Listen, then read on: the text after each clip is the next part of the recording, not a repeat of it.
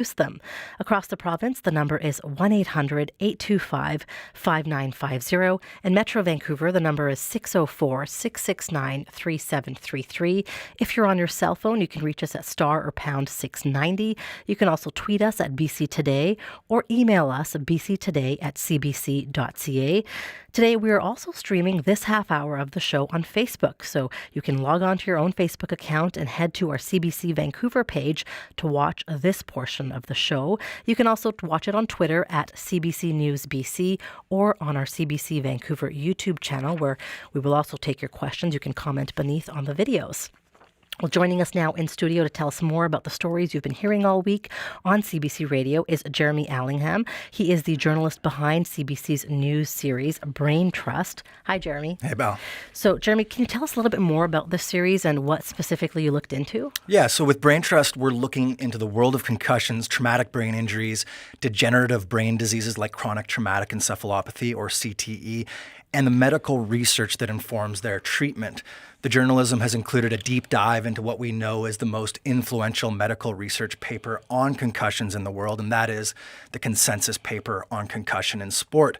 We've raised some big questions, as you mentioned, about some of its findings, the groups that pay for it, and the people who write it. And we've also revisited one of the most high-profile stories of CTE, that being the downfall and eventual death of former NHLer Steve Montador.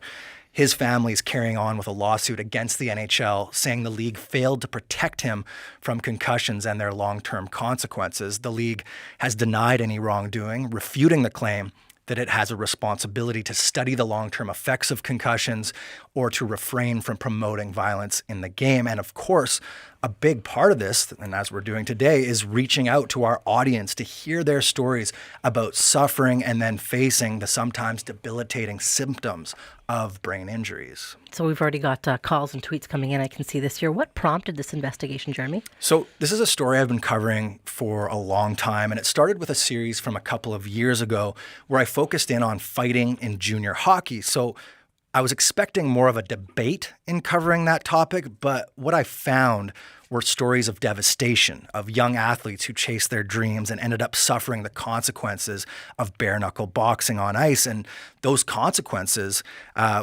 came with the fallout from repetitive traumatic brain injuries. I met people who suffered from depression and anxiety, suicidal ideation, lack of impulse control, violent outbursts, problem with sleep, much, much more than that too. And the result of those devastating symptoms was estrangement from the people they love, a lack of employment, homelessness, prison, and just a lot of pain. And while I started with my focus on elite athletes, it's a much, much bigger story than that. Brain injuries are a major issue for all kinds of regular folks, too.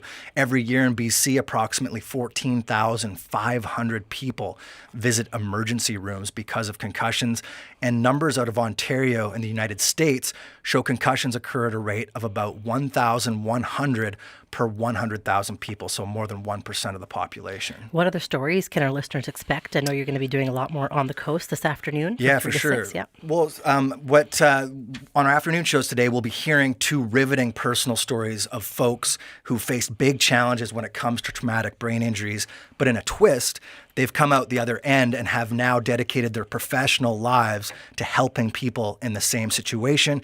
And tomorrow, I've done a deep dive on our provincial grassroots sports organizations to see how they're doing with policies aimed at preventing concussions and managing them when they, of course, do happen. Great. Thank you, Jeremy. You're welcome. That is Jeremy Allingham, the CBC journalist behind the new series Brain Trust. If you're just joining us, we are talking about concussions and long-term brain injuries. Have you or someone you know experienced a concussion? What was it like getting help and recovering? What questions do you have about the risk of concussions and brain injuries and how to reduce them? Across the province, the number is 1-800-825-5950. In Metro Vancouver, the number is 604-669-3733. If you're on your cell phone, reach us at star or pound 690. You can also tweet us at BC Today or email us bctoday@cbc.ca. We have two other guests joining us for this remainder of this half hour. Dr. Shelina Babul is a sports injury specialist at BC Children's Hospital. She joins us on the phone. Hello, Dr. Babul. Hello there. And in our studio, Noah Silverberg. He is a neuropsychologist with the GF Strong Rehab Center in Vancouver. Good afternoon, Noah. Good afternoon. Thanks for having me on. So, Noah, can you tell us a little bit more about your work and the type of injuries you see patients coming in with? Sure. So we see patients who get concussions from all causes, sports, but also falls and car accidents and the like. And typically they're coming to us because their symptoms are persisting and interfering with their daily activities. Okay, well, we'll head right back to the phones here. Deborah from Nanaimo, what is your question or comment about concussions? Well, I just wanted to share that I did have a concussion several years ago from a fall in the home. And I hit a cabinet that was attached to the wall, so that actually gave me more force because it didn't move. So as a result of that, I have lost my sense of smell. And that's the injury that I sustained. Wow, did you expect that in terms of that sense, just like lost there? No, I didn't. I guess the olfactory nerves get damaged with the swelling, or it can. And so I have been without a sense of smell for about 7 or 8 years now, and it has had its challenges by not being able to smell. I know it's a sense that I really miss, but I guess I'm just phoning to say be careful in the home, because falls can happen in the home, and as a result, that's what happened to me. I haven't really had any other residual effects other than losing my smell. Okay, thank you for your comment. Noah, you're nodding your head here. She just fell in her home doing something, and that's a huge trauma to experience after the loss of smell. Certainly everything from the enjoyment of food to safety and picking up, dangerous odors and that sort of thing. So losing a sense of smell is not typical after a concussion, but certainly becomes more common with more severe forms of head injury and traumatic brain injury. And as the caller said, has to do with where the olfactory bulbs, the sense receptors are in the brain, and located just above a very bumpy area of the skull that if the brain moves with force within the skull, that can cause big problems. Dr. Babul, you're listening here. When you hear an injury like that, just something in the home, can you talk a little bit about how concussions can be avoided? Yeah, I mean, as indicated, concussions can happen to anyone, anywhere, anytime. It's not just a sport-related injury. It can happen, as Noah indicated, from falls, from motor vehicle collisions. And there's certain measures you can take. For instance, if you're participating in sport and recreational activity, wear the protective gear and wear it correctly. But that's not to say, for instance, a helmet will prevent a concussion. There's no such thing as a concussion-proof helmet. It's there to mitigate the severity of the injury so that, it absorbs the energy on impact. If you're in a working environment where there's a higher possibility of slipping and tripping, ensure you're wearing the appropriate footwear to avoid that from happening. So there's, these little things that you can take to prevent from having an impact to the head or another part of the body, for that matter, that causes your brain to bounce around rapidly inside the skull. Okay, let's head back to the phone lines. Carrie from Vancouver, you're on the line. What would you like to add to this conversation about concussions? Well, I didn't tell your screener, but I did tell him I've been an elite athlete for probably 4 decades, from GS downhill racing, ski racing in the 80s, through dressage and whitewater canoeing instructor, to bike racing until just a few years ago.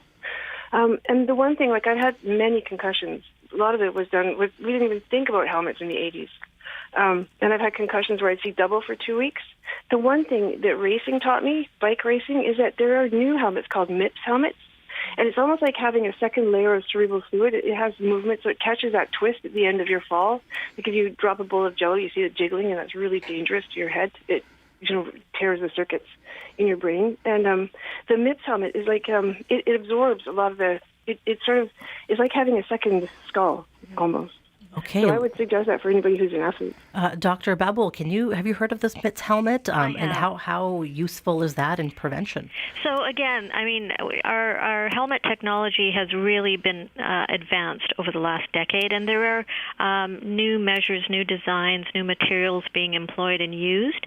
But again, that's to mitigate the severity. It won't prevent the concussion from occurring.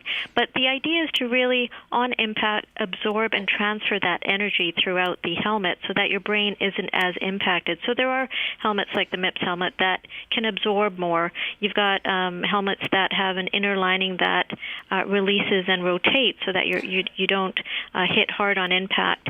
It kind of rotates with it. So, we have come a long way in the last decade in terms of technology, but I just want to be clear that none of that technology is concussion proof. Okay, we're going to head to Facebook now. We have a question from Karen. I had post-concussion syndrome in 2007 and felt a reoccurrence of symptoms. Is this possible to have symptoms again like seasickness? I've been seeing chronic pain doctors, but have much more success with chiropractors, acupuncture, and osteopaths. Any tips for what else to try? Is this something that you can talk about, Noah?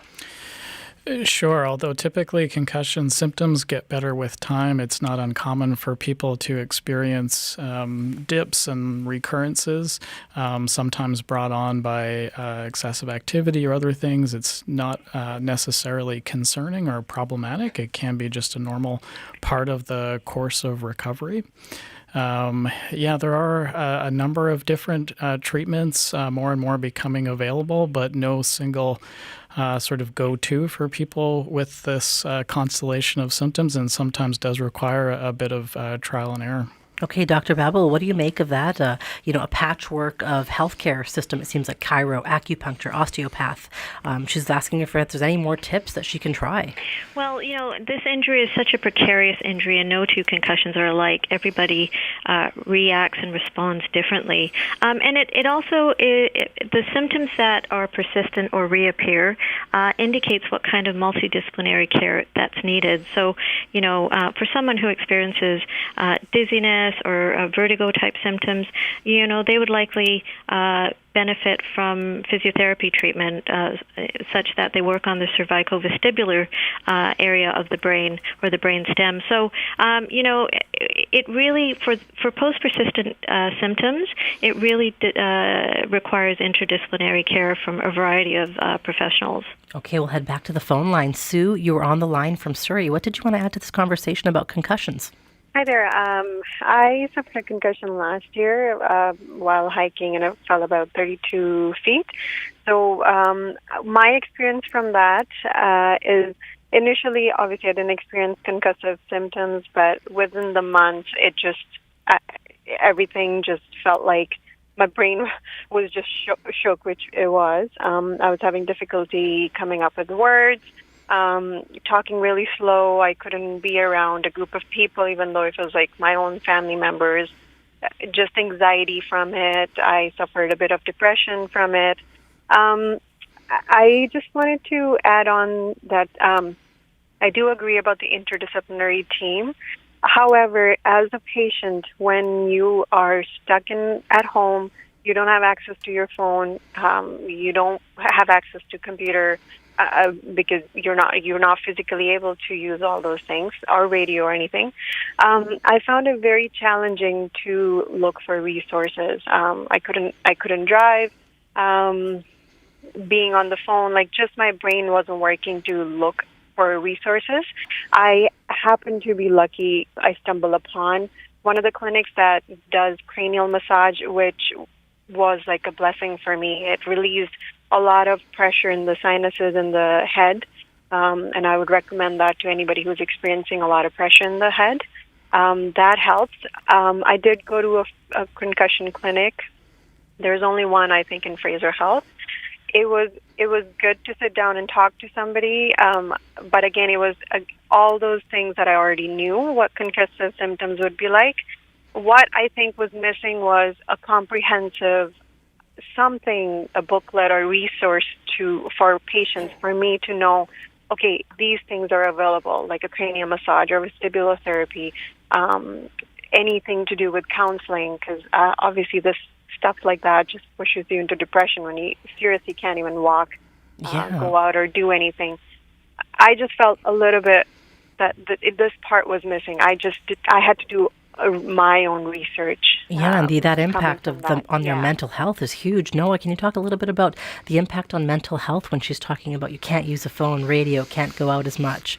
What do you recommend or what do you see with patients? Yeah, absolutely. It can be very stressful and isolating, and people don't always recognize the mental health complications that can come with concussion. They are, in fact, very common. Something like 1 in 3 people will experience problems with depression and anxiety within the months after their injury. It's not necessarily one of the things they bring to their visit with their family doctor, and so it doesn't become a part of their conversation and therefore their treatment plan. And we're trying to bring more awareness to get screening, early detection, and treatment for those mental health complications. Dr. Babul, is that something you can talk about, the severe impact on mental health when it comes to dealing and recovering from a concussion? Yeah, it's becoming more and more prominent, as Noah indicated, 1 in 3. I mean, 10 years ago, that's not even something we looked at. And to be honest, concussions weren't in the forefront 10 years ago. Many thought you had your bell rung and you play through it or you work through it and you'll be fine. So we've come a long way to understanding the brain, but we have a long way to go. But in particular, the mental health component of anxiety, depression, social isolation, that needs to be flagged immediate within the first few weeks of the injury by the healthcare provider and managed appropriately, so it doesn't get to a long stage where it's missed and then it's too late to deal with it. So it's vital that that's incorporated into the diagnosis and management of patients. Okay, we'll head back to the phone lines. Sharon is on the line from Surrey. Hi, Sharon. Hi. What did you want to add to this conversation today? The hypersomnolence. Since I was hit on the head violently with a water polo ball, who knows how fast it was traveling, but I was in a public pool and they had water polo going in the adjacent area. And so I was hit. I felt definitely stunned, but I got to the side of the edge of the pool, got myself out, and went home, slept for 2 days, and since then I've been sleeping 15, 16 hours a day. And that's not something you were doing before? No. Oh, okay. Can we talk a little bit about that, Noah? You're nodding your head there. Is that common? It's common for in the days following an injury for people to feel like they need a bit more sleep than usual. Typically, that resolves and can sometimes flip into the opposite kind of problem where people have trouble getting enough sleep. But hypersomnolence is typically not something that persists for weeks or longer, and if it does, probably requires a medical evaluation to try to better understand what's happening there. Another email question we have is, why are concussion symptoms sometimes delayed? Dr. Babul, is that something you can answer? Sure, yeah, and that's an excellent point. A lot of times, in sporting venues, a player sustains a significant impact. They're pulled off. The coach asks them a few questions. They seem fine. They're put back in the game. And we don't recommend that. We suggest to err on the side of caution for the very fact that signs and symptoms can appear immediately or up to several days later.